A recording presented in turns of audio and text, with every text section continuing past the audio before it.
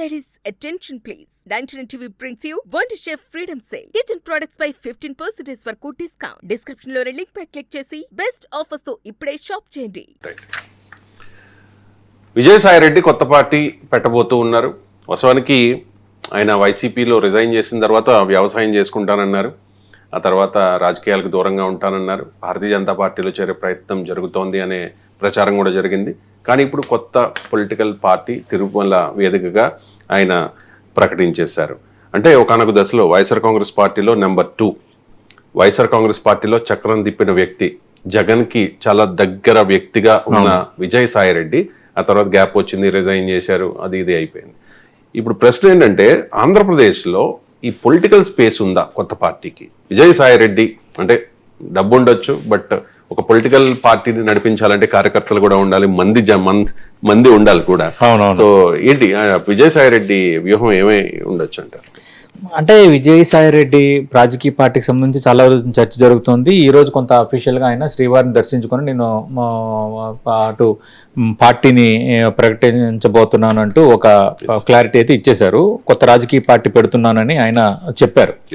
అంటే తిరుమలలో శ్రీవారిని దర్శించుకున్న అనంతరం విజయసాయి రెడ్డి చేసిన ఈ ప్రకటన అనేది కొంత సీరియస్గానే తీసుకోవాలి. ఎందుకంటే సీరియస్ ప్రకటన ఇది. ఇప్పటివరకు వార్తలు వస్తున్నాయి, వెయిట్ చూడండి ఎందుకు అని ఈ విధంగా మాట్లాడిన వ్యక్తి శ్రీవారిని దర్శించుకొని వచ్చిన తర్వాత కొత్త రాజకీయ పార్టీ పెడుతున్నానని ఒక రకంగా అఫీషియల్గా చెప్పేశారు. గతంలో త్వరలో ఒక పార్టీ పెడతా, ఆ త్వరలో ఇట్లా చేస్తా అంటుండేవారు. కానీ గతంలో ఆయన కొన్ని చేసిన వ్యాఖ్యల వల్ల వాటిని సీరియస్గా తీసుకునేవాళ్ళుగా చాలామంది. కానీ ఇప్పుడు ఇది మాత్రం కొంత సీరియస్గానే తీసుకోవాలి. అయితే ఇక్కడ 2 రకాల చర్చ ఉంది. అదేంటంటే భారత్ జన వికాస్ బీజేవి అంటే బీజేపీ కొత్త రైమింగ్ కుదిరేలా బీజేవి భారత్ జన వికాస్ అని ఒక పార్టీ పెట్టబోతున్నారని చర్చ జరుగుతుంది.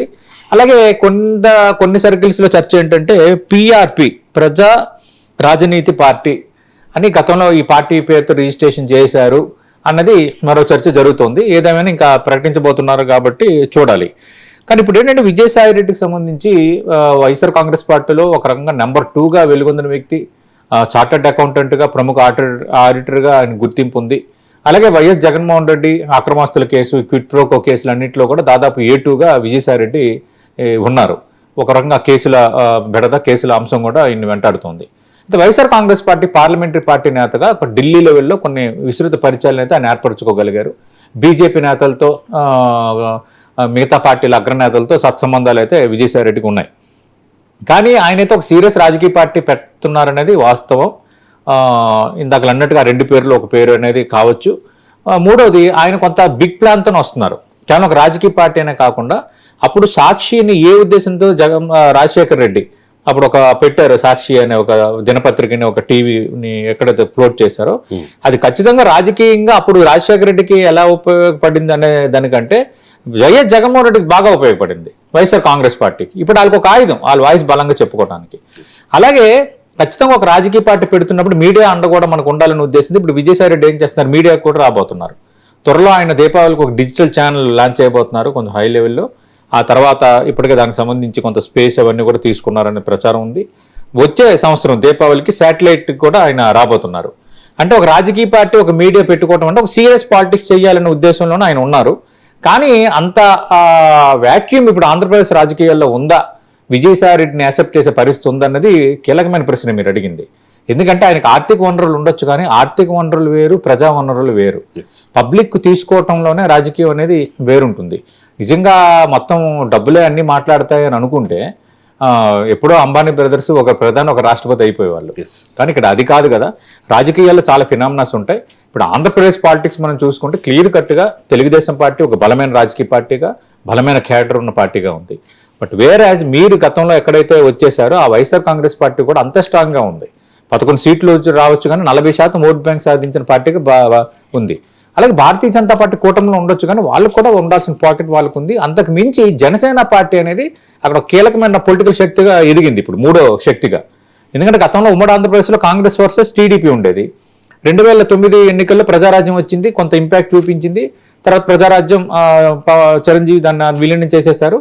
తర్వాత ఈ 2 పార్టీల వ్యవహారం అనుకున్నాం. రాష్ట్ర విభజన జరిగిన టైంకి ఏమైంది, వైఎస్ఆర్ లెగసీతో వచ్చిన YSR Congress party versus TDP అన్నట్టుగా రాజకీయం మారిపోయింది.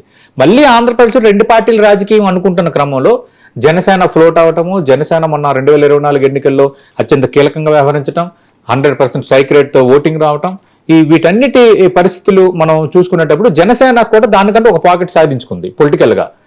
అంటే ఒక రకంగా మూడో శక్తిగా అక్కడ కొంత ఎమర్జ్ అయింది. ఇక భారతీయ జనతా పార్టీ అంటే ఇండివిజువల్గా ఎమర్జ్ అయ్యే వాతావరణం ఉండడం లేదు. ఇప్పుడు కూడా ఈ కూటమిలో భాగంగా కొన్ని సీట్లు రావడం, కొంత మూవ్మెంట్ అవ్వటం అనేది ఆ పార్టీకి జరుగుతుంది. అందుకే ఇప్పుడు విజయసాయిరెడ్డి వస్తే విజయసాయిరెడ్డి ఏం అడ్రస్ చేస్తారు, వీళ్ళకి భిన్నంగా ఏం అడ్రస్ చేస్తారు? మీరు అడ్రస్ చేసినంత మాత్రాన, ర్యాలీలు తీసినంత మాత్రాన, యాత్రలు చేసినంత మాత్రాన రేపు పొద్దున్న బులోమని మొత్తం ప్రజలంతా వచ్చి ఓట్లేసే వాతావరణం ఉందా లేదా అన్నది ఇప్పుడు మనం చూడాలి. ఎందుకంటే ఆంధ్రప్రదేశ్ రాజకీయాలు వేరు, ఆంధ్రప్రదేశ్ ఓటర్ మైండ్ సెట్స్ మారిపోయాయి. ఎందుకంటే కాక్రోచ్ జనతా పార్టీ అంటూ ఒక పెద్ద ఉద్యమం తీసుకుంటే ఆంధ్రప్రదేశ్లో యూత్లో కదలికలేదు. ఎందుకంటే అక్కడ యూత్ కూడా ఒక రకంగా డివిజన్ అయిపోయి ఆ రాజకీయ చట్టంలో అట్లా ఇమిడిపోయారు. అందుకు ఇప్పుడు రేపొద్దు మీరు ఏ కాస్తో వస్తారు, ఏమని చెప్తారు? రెండోది బీజేపీకి సత్సంబంధాలు ఉన్నాయంటున్నారు. బీజేపీ సత్సంబంధాలు ఉండేటప్పుడు ఆంధ్రప్రదేశ్ రాష్ట్రానికి ప్రత్యేక హోదా, విభజన చట్టం, హామీలు వాటన్నిటిపై గట్టిగా మీరు మాట్లాడతారా? ఒకవేళ మాట్లాడితే ప్రజలు యాక్సెప్ట్ చేసే వాతావరణం ఉందా? లేదంటే పబ్లిక్ ఇష్యూస్ మీద మాట్లాడతారా? అంటే పబ్లిక్ ఇష్యూస్ మీద మాట్లాడితే ఇండైరెక్ట్గా మళ్ళీ వైసీపీకి మీరు మౌత్ పీస్ అయ్యారన్న ఆరోపణ కూడా ఎదుర్కోవాల్సి వస్తుంది కదా. ఇట్లా రకరకాల డైనమిక్స్, రకరకాల ఇష్యూస్, రకరకాల పజిల్స్ అయితే ఉన్నాయి. ఒక రాజకీయ పార్టీగా పెట్టే హక్కు ఆయనకు ఉంది. ఖచ్చితంగా రాజకీయంగా ఆయన రావచ్చు.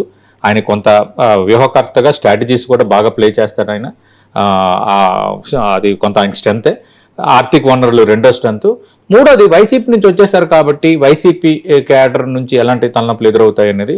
రెండోది నిజంగా బీజేపీతో క్లోజ్ ఉన్నంత మాత్రాన ఇప్పుడు ఉన్న కూటమి ఆయన యాక్సెప్ట్ చేసే వాతావరణం ఉందా అనేది నాలుగోది. ఐదోది పవన్ కళ్యాణ్ క్లోజ్ ఫ్రెండ్ అని ఆయన అన్నారు. పవన్ నా క్లోజ్ ఫ్రెండ్, పవన్ కళ్యాణ్ మాట్లాడలేనని. పవన్ కళ్యాణ్ పై మీరు మాట్లాడలేరు, బీజేపీపై మాట్లాడలేరు. అంటే మళ్ళీ మీరు వైసీపీ మీద మాట్లాడతారా?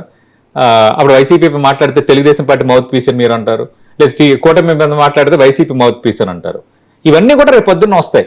అంటే నాకు తెలిసి ఇప్పుడున్న ఆంధ్రప్రదేశ్ పాలిటిక్స్లో స్పెసిఫిక్ వ్యాక్యూమ్ అంటే ఒకరు కావాలి అన్నట్టుగా లేదు. ప్రతి ఒక్కరు కూడా తమిళనాడుని బేస్ చేసుకోవడానికి లేదు. తమిళనాడులో ఖచ్చితంగా ప్రజలు అక్కడ స్పేస్ కోరుకున్నారు.